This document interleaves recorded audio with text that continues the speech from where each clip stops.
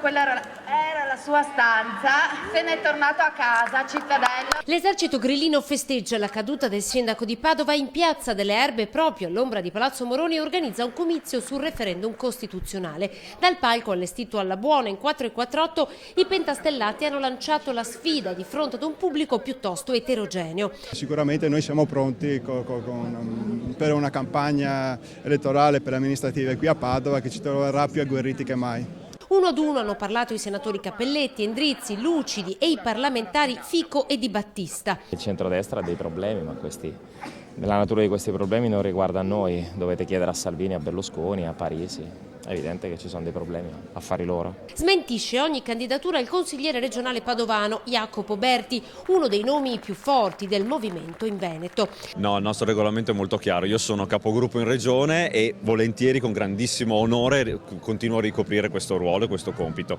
Adesso però è il momento di raccogliere la sfida per Padova. Noi siamo pronti e anzi più agguerriti che mai. Berti di fatto esclude ogni possibile alleanza alle prossime comunali. Noi abbiamo sempre detto che saremmo corso da soli e continuiamo a correre da soli.